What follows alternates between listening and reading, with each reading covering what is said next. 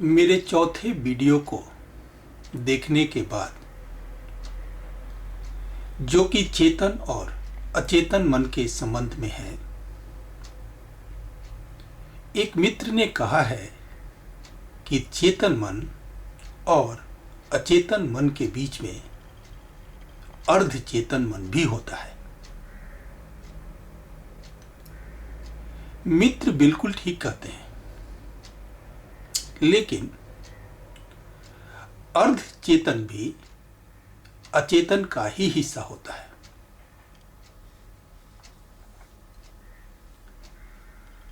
मनुष्य का मन एक 3 मंजिला मकान है। एक मंजिल भूमि के ऊपर है, 2 मंजिलें भूमि के नीचे हैं। पहली मंजिल जो भूमि के ऊपर है वह आकार में बहुत छोटी है, लेकिन थोड़ी प्रकाशित है। दूसरी मंजिल जो भूमि के ठीक नीचे है आकार में बहुत बड़ी है। उसमें बिल्कुल धुंधला सा, मुश्किल से थोड़ा प्रकाश होता है।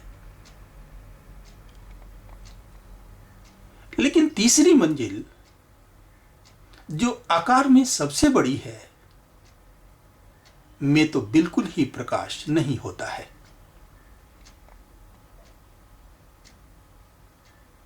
नीचे की ये 2 मंजिलें ज्ञान के दृष्टिकोण से बहुत महत्वपूर्ण है। जिस भी व्यक्ति को जीवन के संबंध में पूरा ज्ञान प्राप्त करना है, उसे नीचे की इन 2 मंजिलों में उतरना ही होगा। लेकिन विडंबना है कि मनुष्य का पूरा जीवन केवल ऊपर के छोटे से प्रकाशित हिस्से में ही गुजर जाता है। नीचे की 2 अंधेरी मंजिलों से तो मनुष्य का परिचय हो ही नहीं पाता। इसलिए मनुष्य का परिचय जीवन से नहीं हो पाता। क्या अर्थ होता है जीवन से परिचय का? सांस लेना, बातचीत करना, उपलब्धि हासिल कर लेना ही जीवन नहीं है, बल्कि क्रोध से, पलायन करने की प्रवृत्ति से, भयभीत रहने की मानसिकता से, लालच की प्रवृत्ति से, ईर्ष्या की आदत से और संवेदनशीलता से, निराशा से, ग्लानि से, चिंता से, दुख से, तनाव से, प्रतिरोध करने की प्रवृत्ति से, भ्रमित रहने की आदत से, कार्य बीच में स्थगित करने की आदत से, नकलचीपन की प्रवृत्ति से, विचार करने से बचने की प्रवृत्ति से, संकल्पहीनता की आदत से, महत्वाकांक्षा की प्रवृत्ति से, बिना सोचे समझे प्रतियोगिता में संलग्न रहने की प्रवृत्ति से परिचित होना भी जीवन है। क्या हम जीवन के इन तथ्यों से परिचित हैं जिनसे हमारा दिन प्रतिदिन सामना होते रहता है? क्या हम इन्हें समझते हैं? क्या हम जानते हैं कि इन सब प्रवृत्तियों की जड़ें मन के किस किस तल पर हैं, मन के किस किस कोने में हैं? हम इन्हें नहीं जानते हैं, इसलिए हमारा जीवन इतना क्रूप है। विडंबना तो यह है कि इनसे परिचय के लिए, इनको समझने के लिए और इनसे मुक्त होने के लिए किसी विशेषज्ञ की जरूरत नहीं है, बल्कि मन के तलों की समझ की जरूरत है। जीवन की जड़ें हमारे अचेतन में है।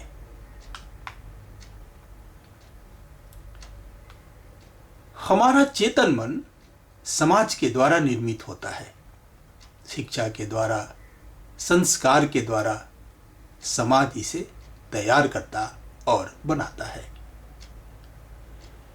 लेकिन विडंबना यह है कि यह चेतन मन बगैर इस ख्याल के निर्मित किया गया है कि इसके नीचे अचेतन में दो और मन भी हैं।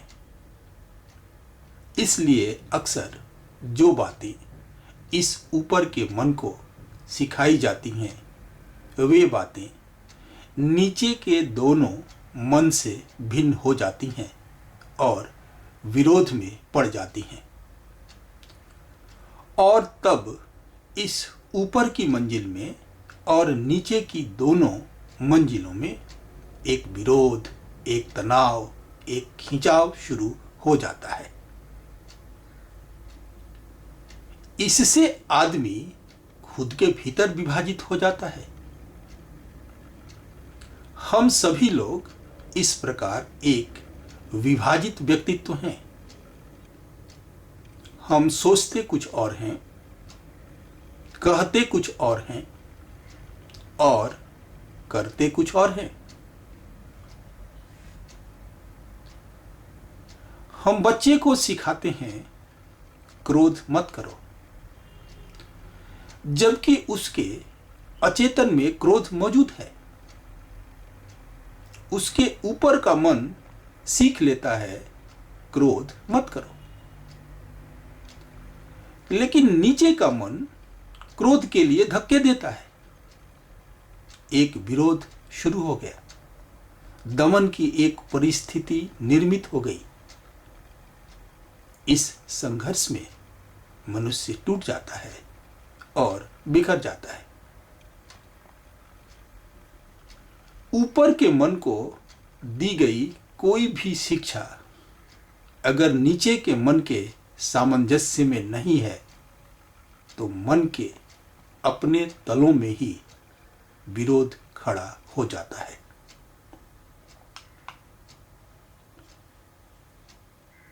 शिक्षा की ऐसी व्यवस्था करनी होगी जो चेतन, अर्धचेतन तथा अचेतन तलों से संगति स्थापित कर दे, साथ ही साथ इस संगति को बनाए रखे।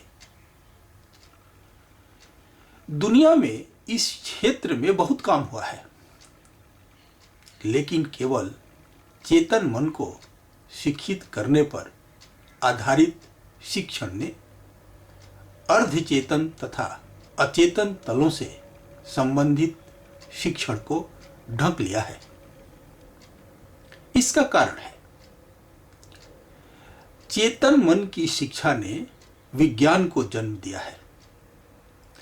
मन के एक छोटे से हिस्से पर आधारित शिक्षण ने दुनिया में चमत्कारिक प्रगति ला दिया है।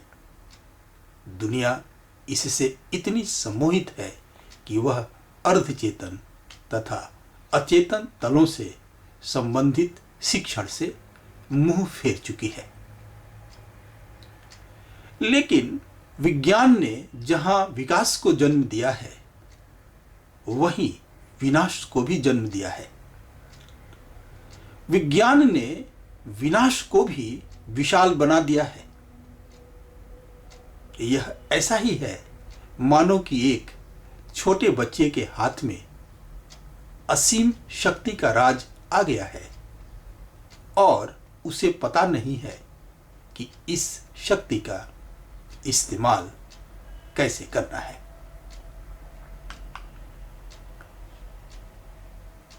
जब तक केवल चेतन मन पर आधारित शिक्षण व्यवस्था होगी, क्रोध, भय, लालच, ईर्ष्या, विषाद, असंवेदनशीलता, उदासीनता, निराशा, ग्लानि, चिंता, दुख, तनाव, प्रतिरोध, भ्रम, नकलचीपन जैसे आवेग हमारे जीवन को जकड़े रहेंगे। चूंकि जीवन के ये तथ्य हमारी समझ की पकड़ से बाहर हैं। महत्वाकांक्षा, प्रतियोगिता, आशा, विश्वास जैसे भ्रामक तत्व हमारे जीवन के नियंत्रक हैं। जब तक केवल चेतन मन पर आधारित शिक्षण व्यवस्था होगी, हमारे जीवन में विचार, ध्यान, प्रज्ञा, करुणा, उत्साह, उत्फुल्लता, आनंद, संवेदनशीलता, व्यवस्था, स्वतंत्रता, शांति जैसे तत्व नहीं होंगे, और अगर होंगे तो ये केवल नाम मात्र के होंगे। यह कोई सिद्धांत नहीं, बल्कि हमारे जीवन का कड़वा तथ्य है। आप तुलना करके देख सकते हैं कि महत्वाकांक्षा और प्रतियोगिता पर आधारित जीवन जीने योग्य है कि संवेदनशीलता, व्यवस्था, स्वतंत्रता, शांति पर आधारित जीवन जीने योग्य है। यदि चेतन मन पर आधारित शिक्षण की अपूर्णता स्पष्ट है, तो क्यों न एक समग्र शिक्षण व्यवस्था की ओर रुख किया जाए जो चेतन, अर्धचेतन तथा अचेतन तलों से संगति पर आधारित हो।